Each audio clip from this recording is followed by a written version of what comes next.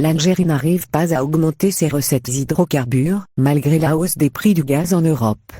Selon l'ancien vice-président de Sonatrach, Ali Haché, ceci est dû à la stratégie commerciale de Sonatrach que ne s'est pas adaptée à la conjoncture mondiale.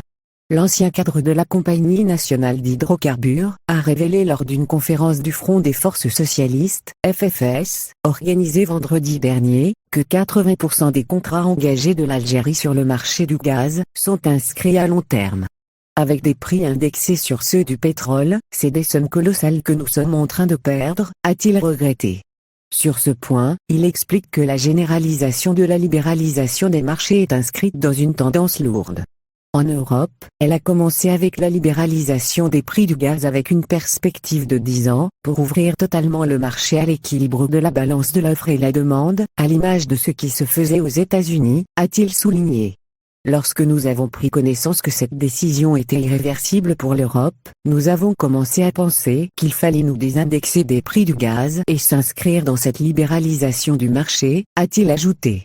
À ce sujet, Haché prend l'exemple de la Russie qui a minimisé ses ventes de gaz au prix indexé, à hauteur de 15%, et a ouvert des plateformes de vente libres sur les marchés européens. Pourquoi pas nous? S'est-il demandé. L'Algérie ne doit pas renoncer à son bouquet énergétique par ailleurs, Ali Haché a insisté sur l'importance du secteur de l'énergie. La première puissance énergétique dans le monde c'est les États-Unis, a-t-il souligné en indiquant que l'Algérie ne doit pas renoncer à son bouquet énergétique. L'ancien cadre de Sonatrach a affirmé que depuis 2010, l'Algérie avait inscrit un ensemble de ressources énergétiques, dont le charbon, les énergies renouvelables et même les ressources non conventionnelles, afin de subvenir à nos besoins énergétiques à long terme. Il affirme à ce propos, que les gaz de schiste étaient ainsi désignés comme pôle de développement et source d'emploi pour les années futures.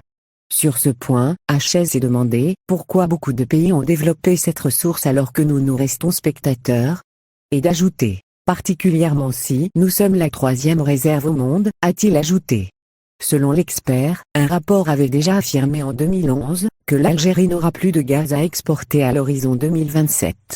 On avait dit qu'on allait retarder cette échéance en développant le gaz de schiste et en préservant les ressources traditionnelles pour le financement des énergies renouvelables, qui sont indispensables dans le mix énergétique national, a-t-il affirmé en ajoutant que dans 40 ou 50 ans, on arrivera à ne plus avoir de fossiles même en réserve et donc, il faudra trouver d'alternatives à cela mais dans le long terme. Augusta, c'est la plus grande bêtise qu'on a faite. Concernant le carburant, Haché explique qu'en 2004, un programme était inscrit au niveau de la Sonatrach pour développer le raffinage avec des installations nouvelles. Ce programme n'a pas été réalisé et on s'est retrouvé en 2009 à importer du gasoil et de l'essence, a-t-il regretté. À ce propos, Ali Haché a exprimé son incompréhension au sujet de l'achat de la raffinerie d'Augusta en Italie. Selon lui, c'est la plus grande bêtise qu'on a faite. Pour le conférencier, ce projet, achat de raffinerie à l'étranger, s'est appuyé sur 2 mensonges. Le traitement de brut algérien au niveau de cette raffinerie et le chiffre annoncé de la facture d'importation de carburant, estimé à 2 milliards de dollars.